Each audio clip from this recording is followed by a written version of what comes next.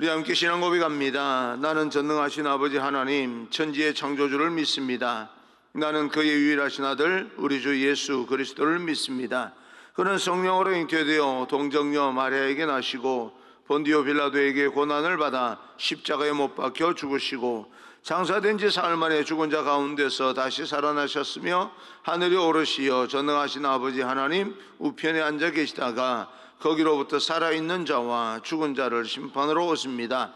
나는 성령을 믿으며 거룩한 공교회와 성도의 교제와 죄를 용서받는 것과 몸의 부활과 영생을 믿습니다. 아멘. 오늘 선포되어질 하나님의 말씀은 마가복음 10장 17절부터 22절입니다. 마가복음 10장 17절부터 22절입니다.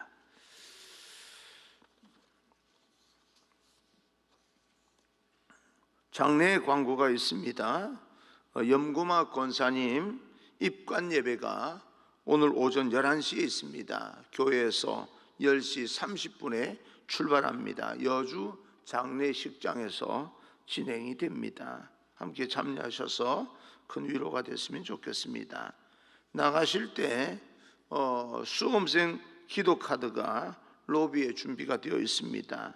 앞으로 들어오실 때 이제 로비에 있는 수험생 기도 카드를 좀 가지고 함께 기도해 주시면 대단히 감사하겠습니다. 마가복음 10장 17절부터 22절까지 말씀을 교독합니다. 이에 예수께서 길을 나가실새 한 사람이 달려와서 꿇어 앉아 묻자오되 선한 선생님이여 내가 무엇을 하여야 영생을 얻으리이까? 예수께서 이르시되 내가 어찌하여 나를 선하다 일컫느냐? 하나님 한 분 외에는 선한 이가 없느니라. 내가 계명을 안 하니 살인하지 말라, 간음하지 말라, 도둑질하지 말라, 거짓 증언하지 말라, 속여 빼앗지 말라, 내 부모를 공경하라 하였느니라. 그가 여짜오되 선생님이여 이것은 내가 어려서부터 다 지켰나이다. 예수께서 그를 보시고 사랑하사 이르시되 내게 아직도 한 가지 부족한 것이 있으니 가서 내게 있는 것을 다 팔아 가난한 자들에게 주라. 그리하면 하늘에서 보화가 내게 있으리라.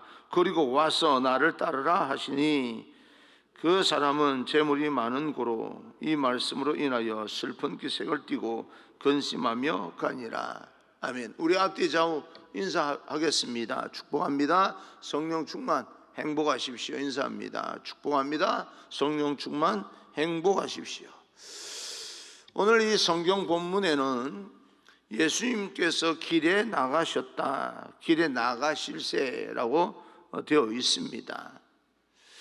예수님께서 지금 돌이킬 수 없는 길, 예루살렘을 향한 마지막 길을 나선 겁니다. 그 여정에서 마지막 가시는 그 길에서 한 사람을 만나게 됩니다. 이 사람은 지금 주님이 어떤 길을 가고 있는지 알지 못했지만 예수님을 만날 수 있는 절호의 찬스이고 마지막 찬스를 잡은 겁니다. 그런데 이 사람은 다른 복음서에서는 청년이라고 소개하면서 또 관원이다 그렇게 소개를 합니다. 그런데 이 사람은 젊은 청년이었고 관원이었고 부자였던 것으로 이렇게 소개되고 있는데요. 그런데 이 사람의 질문이 예사롭지는 않습니다. 가장 기본적이고 그런 것, 가장 궁극적이고 가장 본질적인 것이지만 쉬운 듯 하지만 예사롭지 않은 질문을 합니다. 17절입니다. 17절 예수께서 길에 나가실새 한 사람이 달려와서 꿇어 앉아 묻자오되 선한 선생님이여 내가 무엇을 하여야 영생을 얻으리이까? 이 청년이 질문하고 있는 이 본문 말씀에서 느끼는 것은 지금 이 청년이 무엇을 해야 된다고 생각하는 거구나 라고 하는 것을 느낄 수가 있습니다. 자신이 부자이고 관원이고 본문 내용을 살펴보겠지만 종교적으로도 흠이 없는 그런 사람입니다. 그런데 그의 마음 한구석에는 영혼에 대한 갈급함을 느끼고 내가 나의 영혼 구원을 위하여서 무엇인가를 해야 되는 거구나라고 하는 것을 느낀 것입니다. 영생의 해답을 행위에서 찾고 있다. 그런데 그 어떤 일을 해야 이제 내가 이 영혼에 대한 갈급함을 해결할 수 있을까? 라고 하는 그런 이제 생각을 갖고 예수님 앞에 나오기는 했지만, 사실은 영생이라고 하는 것은 믿음으로 주어지기 때문에 자기 존재의 변화, 믿음으로 말미암아 존재의 변화에서 이제 찾아야 된다는 것을 성경은 교훈해주고 있습니다. 행위에서 찾을 수는 없습니다. 내가 무엇을 해야만이 내가 만족을 얻고 하는, 만족은 얻을 수 있겠지요. 그러나 궁극적인 영생이라고 하는 것은 내가 어떤 일을 해야만이 그것을 확신하고 그럴 수는 없습니다. 믿음으로 구원을 받습니다. 18절입니다. 18절, 예수께서 이르시되 내가 어찌하여 나를 선하다 일컫느냐? 하나님 한 분 외에는 선한 이가 없느니라. 하나님 한 분 외에는 선한 분이 없다라고 말하는 것은 예수님께서 당신의 그 선하심을 부인하는 것이 아닙니다. 선한 분은 하나님 한 분밖에 없는데 그가 예수님을 선하다라고 말하고 있으니까 예수님께서 곧 하나님이시다라고 하는 것을 주님께서 암시하고 있는 것입니다. 제자가 되고자 주님을 스승으로 모시고자 이 사람이 왔을 때 너는 내가 누구인지 알고 있어야 스승으로 모실 수가 있지 않겠느냐라고 하는 그런 암시입니다. 내가 누구냐에 하나님의 아들입니다. 그리고 그리스도고 메시아고, 그리고 또 실질적으로는 삼위 하나님이십니다. 그 하나님이라고 하는 사실을 알고 있어야 모든 것을 포기하고 따를 수가 있는데 예수님께서 그것을 암시하고 있는 것입니다. 예수님께서는 자신이 하나님인 것을 이 청년에게 그렇게 암시적으로 이제 알려주고 있는 것입니다. 그리고 두 번째, 하나님 한 분만이 선한데 그러면 너의 삶의 행위 무엇인가를 행한다면 선해지겠느냐라고 하는 것을 암시하고 있습니다. 우리의 행동이 어떤 것을 해야만이 선해지는 것이 아닙니다. 물론 자기 스스로는 내가 어떤 것을 해야 이것이 확증할 수 있겠구나라고 하는 생각을 할 수는 있겠지요. 그러나 사실은 구원을 얻는 것은 믿음으로 얻는 것이지 행위로 되는 것이 아니다라고 하는 것을 암시하고 있습니다. 예를 들어서 아주 공부를 이런 예를 들면 좀 죄송합니다만은 아주 공부를 못하는 어떤 아이가 시험 기간이 다가와서 평상시에는 그저 이 공부에는 관심이 없지만 다른 일에는 성실하게 살았는데 시험이 다가와서 공부를 해야 되겠다라고 생각을 합니다. 근데 공부를 하려니 습관이 안 되니까 공부가 안 되는 거죠. 얘한테는. 그래도 공부를 해야만 된다라고 하는 그런 강박관념 가질 수가 있습니다. 열심히 공부를 한다고 하지만, 코피를 흘리고 공부를 한다고는 하지만 시험 봤을 때 성적이 오르고 안 오르고 시험 문제를 어떻게 내고 안 내고는 선생님 마음이지, 그죠? 이 학생의 마음이 아니에요. 열심히 하루 번개치기로 공부하는 그런 것으로 자기 마음의 위안을 삼는 겁니다. 그것이 실력이 될 수가 없어요. 또 어떻게 공부하다 보니까 외워서 이 시험을 잘 볼 수는 있겠지만 시험 점수가 높다고 해서 그 사람이 실력이 좋은 것만은 아닙니다. 공부라고 하는 것은 해보니까 계속해서 하는 사람이 잘하는 사람이지 성적이 좋은 사람이 공부를 잘한다고 볼 수는 없습니다. 착각하고 있는 거죠. 성적이 좋으면 실력이 좋다라고 하는 것으로 위로를 받는 것이지, 다 그런 건 아니고 성적이 좋은 사람이 또 실력이 좋을 수도 있습니다. 그러나 모두가 그런 것은 아닙니다. 성실하게 그렇게 공부한 사람이 실력이 좋은 거죠. 하루아침에 되는 건 아닙니다. 마찬가지로 처음 출발이 믿음으로 말미암아 구원을 받고 나서 성실하게 살아가는 것, 착하게 살아가는 것, 행위가 좋은 것, 본이 되고 소금이 되는 빛이 되게 살아가는 것이 중요한 것이지, 세상에 빛이 되고 소금이 되는 삶을 산다고 해서 그 사람이 구원받는 것은 아닙니다. 여러분, 그것을 우리는 잘 생각을 하셔야 됩니다. 순서가 바뀌면 안 돼요. 소금과 빛으로 살아라 라고 하는 예수님의 말씀이 있기 때문에 세상의 소금이 되고 세상의 빛으로 살면 내가 구원을 받을 수 있겠다 착각입니다. 순서가 바뀌면 안 돼요. 믿음으로 먼저 구원을 받습니다. 영접하는 자, 그 이름을 믿는 자들에게 하나님의 자녀가 되는 권세를 누리게 됩니다. 그리고 나서 세상의 소금이 되고 빛이 되는 겁니다. 순서가 바뀌면 안 돼요. 우리가 소금과 빛으로 살면 믿음이 생긴다, 그것도 아닙니다.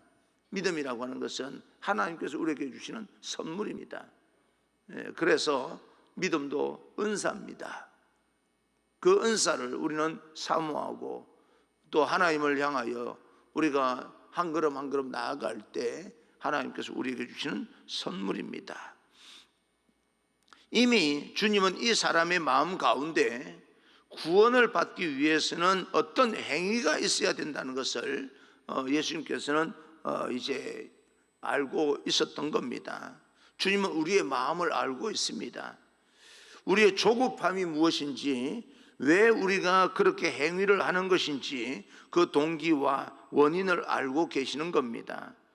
주님은 인간의 행위로는 하나님 앞에 나아갈 수가 없고 새로운 길이 있어야 된다는 사실을 말씀하고 싶은 겁니다. 내가 노력해서 구원의 길로 나갈 수 있는 길이 아니라고 하는 사실을 말씀하고 있는 겁니다.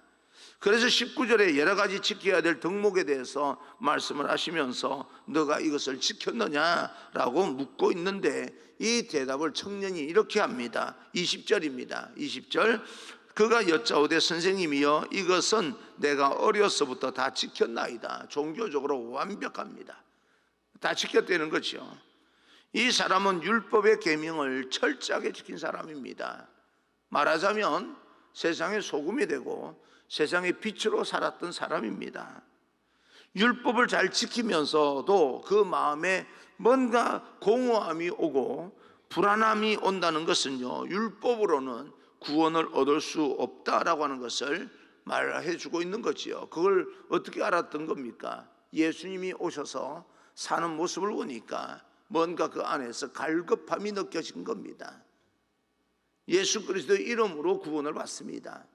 그동안에 예수님께서 자기 눈으로 보이지 아니하고 자기에게 제시된 것은 하나님의 말씀이었으니까, 율법이었으니까 율법을 어릴 때부터 다 지키면 구원을 받겠구나 생각하고 철저하게 지켰습니다. 그런데 예수님께서 세상에 오셔서 사는 모습을 보고 또 여러 가지 소문을 듣고 그 사람의 생애를 이렇게 연구를 하고 깊이 고민해 보니까 이것 가지고 안 되는 게 아니야? 라고 하는 생각이 들었던 거예요.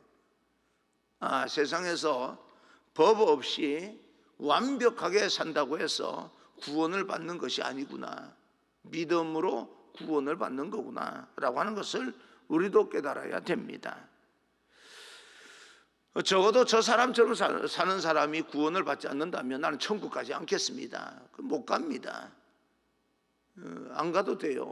어찌 보면 그런 말은, 단정적으로 그렇게 하는 말은요, 우리가 굉장히 위험하기 때문에 피해야 됩니다. 우리는 그래도 천국에 가야 됩니다. 그리고 그런 사람이 믿음으로 아니라 이 행위로 구원받을 수 없다는 사실을 깨달아야 내게 믿음이 생기는 겁니다. 나도 그 사람처럼 살지는 못했지만 내가 그 믿음으로 말미암아 구원을 얻는 거구나, 내가 구원을 받는 거구나 라고 하는 것을 알기도 하게 되는 겁니다.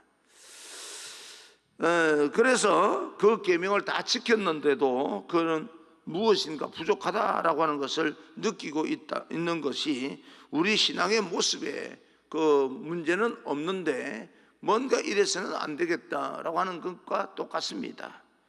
삶에는 문제가 없습니다. 신앙의 모습에는 문제가 없습니다. 그런데 뭔가 갈급함을 느낀다고 하는 것은요, 핵심을 놓치고 살았다라고 하는 그런 의미입니다. 그 핵심이 뭐예요? 예수 그리스도입니다. 여러분 예수 그리스도를 놓치고 교회에서 아무리 행사를 열심히 여러분 진행한다 할지라도 어쩌면 공허할 수 있습니다. 여러분에게 언제 한번 소개를 해드리지 않았습니까? 저는 그런 경험이 있습니다. 어느 장로님의 임종을 지킨 적이 있어요. 첫 목회를 초창기에 장로님의 임종을 지킨 적이 있는데, 아무리 봐도 가실 것 같아서 장로님 천국에서 예수 믿으십니까? 그랬더니요, 예수 믿으십니까? 라고 하는 질문이 가장 기본적인 것이 좀 자존심이 상했는지 마지막 이 가시는 아주 단순해서 아무 생각 없이 물었어요. 그리고 나서 장로님 천국에서 뵙시다 라고 하면 끝나는 거잖아요. 나 예수님 믿습니다, 내 안에 예수님 계십니다 라고 말씀하시면 되는데, 그 가장 기본적인 그 질문에 대해서 뭔가 피하려고 하는 마음이 있는지, 내가 교회에서 얼마나 열심히 했는데 왜 그런 질문을 하느냐 이 말이겠지요. 그래서 계속해서 또 물었어요. 그거 말고요, 예수님 믿으십니까? 내가 건축할 때 건축위원장까지 했는데, 그럼 믿는다는 걸 스스로 판단해라고 하는 이야기겠죠. 그런데 내가 판단할 문제는 아니고 고백해야 될 문제이지 않습니까, 본인이. 그래서 예수 믿으십니까? 그때 한참 고민을 하시고 나서 고민을 하더라고요, 장로님께서. 그동안 신앙생활에 대해서는 흠이 없었습니다. 열심히 했고요, 주일 성수했고 새벽기도 열심히 참석하셨고, 그리고 건축위원장까지 하셨고, 건축할 때 헌금도 많이 하셨고, 여러 가지 다른 사람 볼 때는 흠이 없지요. 구원을 받는 거지 않습니까? 그런데 본인은 예수 믿으십니까? 라고 하는 질문에요, 그렇게 고민을 하더라고요.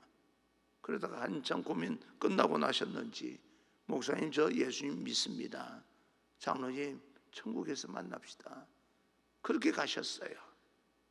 이것도 고민하는 부분이다. 우리도 예수님을 믿는데 뭔가 열심히 교회에서 충성하고 헌신하지 말라는 이야기가 아닙니다. 제대로 우리 안에 예수님이 계셔야 됩니다. 핵심은 예수 그리스도입니다. 우리도 많은 꿈을 품고 이루기 위해서 나아가지만 결국에는 만족이 없고 공허함만 더해가는 것은 핵심을 놓치고 있는 것은 아닌가. 내 인생의 주인 되시는 예수 그리스도, 그를 놓치지 않기를 바랍니다. 겉으로 살아가는 내 삶의 모습에 문제가 없다 할지라도 무언가 마음속에 갈급함을 느끼고 살아간다면 그것은 영혼의 문제요, 예수 그리스도를 놓치고 있는 문제입니다. 그 갈급함은 하나님만이 채워줄 수 있습니다. 주님은 청년의 질문에 해답을 제공하고 있는데, 여러분 영혼의 갈급함의 문제가 주님의 말씀으로 해결되어지기를 간절히 소망합니다. 21절입니다. 21절, 예수께서를 보시고 사랑하사 이르시되 내게 아직도 한 가지 부족한 것이 있으니 가서 내게 있는 것을 다 팔아 가난한 자들에게 주라. 그리하면 하늘에서 보화가 내게 있으리라. 그리고 와서 나를 따르라 하시니, 이 말씀을 하시는 주님의 모습을 한번 상상해 보십시오. 주님은 정말 이 청년을 사랑했습니다. 다 지켰다고 하니까 이런 사람도 없어요. 그래서 이 청년이 너무 안타까운 겁니다. 그래서 말씀해 주고 있는 겁니다. 그가 나름대로 율법을 저렇게 완벽하게 지키면서 하나님께 바르게 나가기 위해서, 그래도 그 가슴 속에 그렇게 잘 완벽하게 지켰기 때문에 갈급함이 있는 겁니다. 완벽하게 지키지 않은 사람들은요, 완벽하게 지키려고 노력하는 그런 어떤 이 행위의 어떤 노력 때문에 갈급함을 느끼지 못할 수가 있습니다. 그런데 완벽하게 지켰는데도 불구하고 뭔가 해결이 안 되는 듯한 그런 갈급함을 느끼는 이 청년을 보면서 예수님께서 안타깝게 생각하여서 이제 해답을 주시는 거죠. 여러분, 아무리 빨리 달려도 방향이 잘못되면 아무것도 아닙니다. 속도가 문제가 아니라 방향이 문제예요. 고속도로를 달리면서 열심히 달립니다. 그런데요, 빠져나가야 될 길을 빠져나가지 않으면 한참 돌아가서 늦어버리는 거예요. 내가 속도를 좀 줄이더라도 빨리 달리지 않는다 할지라도 내가 목표한 지점에 가기 위해서는 나가야 될 길에 잘 나가야 되는 겁니다. 그런 것처럼 우리가 속도가 빠르다고 해서 남들보다 더 빨리 간다고 해서 우리 길이 바른 길이다, 그렇게 볼 수가 없습니다. 내가 가지고 있는 모든 것을 다 팔아서 가난한 자들에게 다 나누어 주라라고 하는 이 말씀에 대해서 결국은 이 청년은 고민하며 돌아갑니다.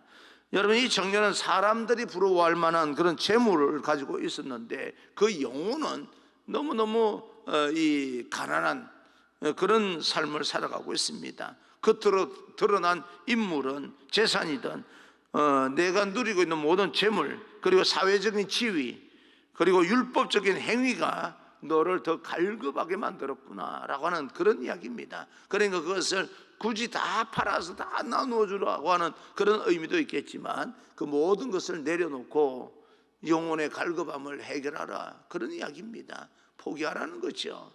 여러분, 재물을 많이 가지고 있지만 그 재물에 대해서 자유한 사람이 있고 재물이 없는데도 불구하고 매여서 사는 사람이 있습니다.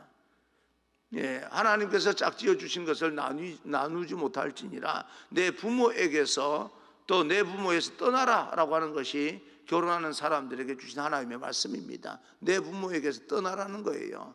가장 가까이 살면서 앞뒤 살면서도 부모에게서 떠난 자녀들이 있고, 멀리 사는데도 불구하고 자녀가 부모에게서 떠나지 못하는 자녀가 있어요. 거리의 문제가 아닙니다. 거리의 문제가 아니에요. 여러분 자녀들이 결혼해서 떠나가면 정말 떠나보내세요. 떠나보내세요. 여러분 그 아파트를 옆집에 마련해 주고요, 여기서 잘 살아라 라고 한다고 해서 떠나보내지 않은 게 아닙니다. 할 수 있으면 그렇게 하십시오. 그런데 내가 매일매일 보는 자녀도 떠나보내는 자녀가 있고요, 안 보는, 매일매일 못 보는 자녀인데도 불구하고 떠나보내지 못하는 부모가 있습니다. 그런 문제가 아니에요. 지금요, 재산이 있는데 재산을 가지고 다 팔아서 다 소멸하고 다 나누어 줘버리고 나를 따르라라고 하는 것은 재산에 대해서 자유하라고 하는 뜻이지 그걸 정말 소멸시켜라라고 하는 본 뜻은 아닙니다.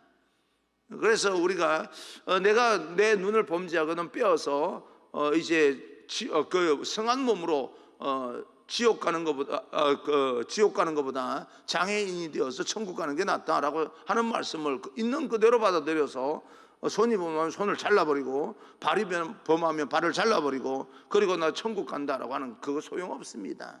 그렇게 하면 안 되는 거예요. 그렇게 해라는 이야기가 아닙니다. 정말 그런 어떤 심정으로 죄를 멀리하라고 하는 뜻이고 하나님을 더 가까이 하라고 하는 뜻이지, 그 영혼을 갈급함을 해결하라고 하는 뜻이지 그것으로 인하여서 너 영혼의 갈급함을 해결하라고 하는 뜻은 아닙니다. 모든 것을 내려놓고 나를 쫓으라. 주님은 이 청년을 부르고 있는 거예요. 주님을 만나는 기회가 또 다시 오는 게 아닙니다. 지금 마지막 가는 길이에요. 주님이 마지막 길을 가시면서 이 청년을 마지막으로 제자를 삼기 위해서 부르고 있는 거예요. 너 모든 것을 다 내려놓고 나를 따라와 라고 하는 이야기였어요. 두 번 다시 부를 수 있는 기회는 없습니다. 적어도 이 사람에게서는요, 우리에게 주님이 마지막으로 부르신다면 우리는 무엇을 선택하시겠습니까? 물질입니까? 주님입니까? 그럼에도 주님은 이 청년에게 사랑의 구애를 하고 있는 거예요. 마지막 가시는 길, 십자가에 달려 돌아가시는 그 길을 가면서도 이 청년이 하는 모든 것이 너무너무 안타깝고 사랑스러워서 마지막으로 부르는 거예요. 야, 그거 내버려 두고 나를 따라와. 그런 이야기예요. 강요하는 것이 아니라 사랑의 헌신입니다. 그것을 우리에게도 지금 요구하고 있는 겁니다. 주님이 12제자를 부르시고 난 후에 마지막으로 제자를 부르시는 이 장면, 이때가 마지막입니다. 예수님의 생의 마지막 순간에 이 청년을 제자로 부르고 계시는 것인데, 그런데 이 사람은 어떻게 반응합니까? 22절입니다. 22절, 그 사람은 재물이 많은 고로 이 말씀으로 인하여 슬픈 기색을 띠고 근심하며 가니라. 이 사람은 세상의 풍요로움과 안정적인 지위 때문에 그는 주님을 거부하고 맙니다. 사랑하는 성도 여러분, 이 청년은 예수님 앞에까지 와서 주님을 마지막 순간에 거부해버립니다. 이 청년의 모습이 우리의 모습이 아니길 바랍니다. 세상을 살면서 완벽하게 내가 살면서 하나님의 축복을 받았다, 세상 사람들에게 부러울 정도로 재물이 많아서 열심히 저 정도 사람이 천국까지 않으면 누가 가겠어? 라고 하는 그런 어떤 사람들의 말에 여러분 그런 말을 듣는다고 해서 안심하면 안 됩니다. 우리는 주님을 선택해야 됩니다. 마지막 순간에 우리가 예수 그리스도를 믿는 것은 궁극적으로 마지막 결론적으로 축복을, 이 세상의 축복을 받기 위해서 예수 믿는 것이 아닙니다. 궁극적으로 천국 가기 위해서, 하나님 옆으로 가기 위해서 예수 믿는 겁니다. 그런데 하나님께서 그렇게 결단하는 사람을 내버려 두지 아니하시고 이 땅에서 아름답게 살고 풍요롭게 살고 또 잘 살 수 있도록 축복해 주시는 줄 나는 믿습니다. 그건 하나님의 선물이지 궁극적인 우리 믿음의 목적은 아닙니다. 근데 그걸 믿음의 목적으로 삼고 사는 사람들이 있는 것이 예수님 보시기에는 안타까운 거예요. 그거 아닌데, 그건 내가 얼마든지 줄 수 있는데 그거 가지고 세상에서 다 누리고 세상 사람들 부러워하면서 누리며 산다고 한들 이 천국에 올 수 있는 것이 아닌데 라고 하는 그런 마음을 가지고 바라보신다면 우리가 그것 좀 자유하게 내려놓고 주님을 선택할 수 있는 그런 결단이 필요한 겁니다. 믿음이 그런 겁니다. 여러분에게 정말 마지막 순간에 주님을 선택할 수 있는 믿음의 결단이 있기를 간절히 소망합니다.